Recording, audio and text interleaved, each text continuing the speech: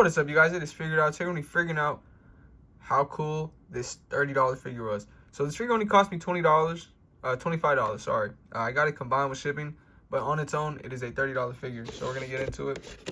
These Acid Rain figures are some of my favorite. They're almost like art pieces. If you really look at them, they come with a good amount of stuff, and they're pretty much like artwork. In my opinion, they're pretty much like artwork. So I have the figure right here, and if we just look at it, the details are pretty crazy on this if you go ahead and take a look. So everything is going to be painted. I mean everything. And if it's not painted, it is with a wash. So with those 6-inch figures, they're like $38 or something like that. And they have almost the same amount of detail, but like stuff like this wouldn't have any wash. It wouldn't have any dry brushing or any sponging, just like armor pieces. And he did not come with these binoculars. Oops. I got that with the other mold of this figure, which I'll show in a second. So the figure that came with the sand bike, this one's just super cool, but I had issues. The hand snapped in half right here. You can see that little shine. It shined. I don't know. I've never had a Acid Rain figure break, or anyone I know. And then the neck broke too. This is from a Ori toy, and I had to like super glue the neck in there, or I did put tack. I think I put tack in there. Yeah, this is pretty much the same figure. And where the hell is the shovel? I have the shovel for this one, and this goes right here, but I'm getting sidetracked. But let's get into all the accessories he comes with. The Acid Rain figure that you get, besides the very old Ori toy ones, they got taken over by Toy Alliance, so any new figures you get are gonna have stuff. So he does come with 2 shotguns, 2 of these pistols, and then he comes with a shovel, and then everything. That's pretty much everything he gets.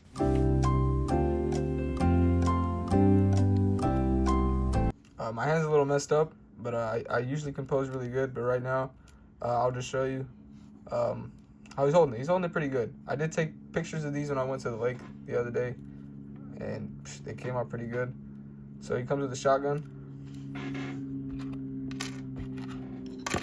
and he also comes with this knife, which is pretty cool. And like I said, everything's going to be painted, have like the sponge effect on it or some wash on it, which I just can't get enough of.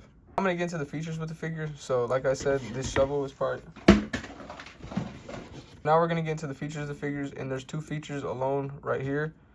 This is the one I was like, where's the shovel? Because where the hell was the shovel? It was in the bag full of stuff from the trip. So here's the shovel. You can hold it, you know, right here. I shouldn't have to show you how the shovel works, man. All right, I hope not. I love you guys, but I shouldn't have to.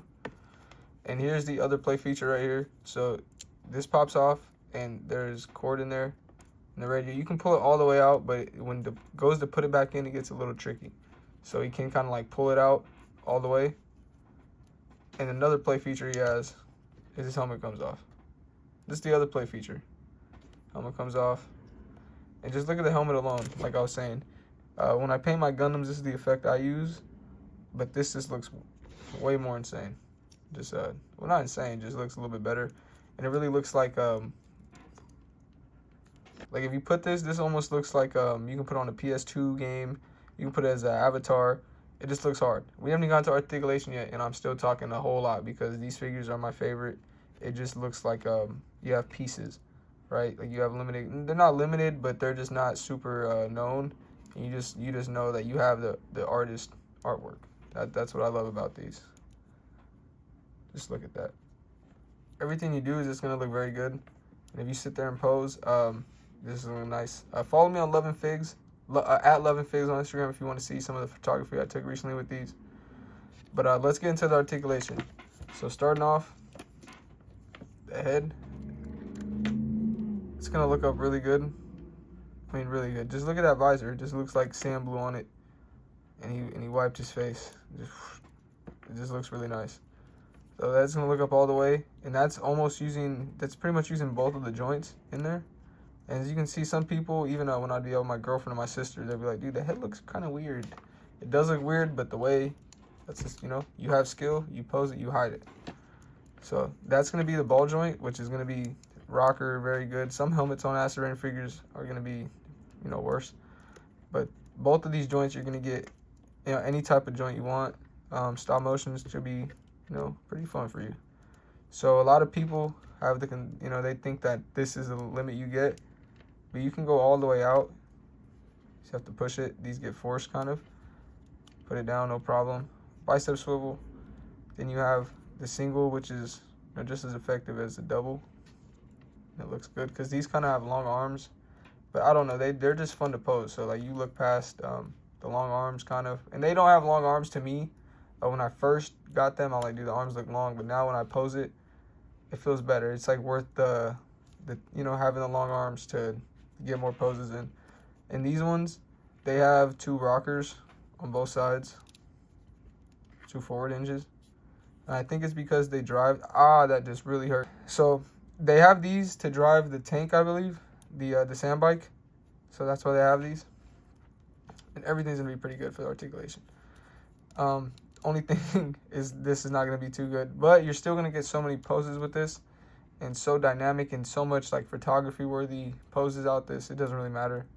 Legs go all the way out, legs go back, side, and thigh cut.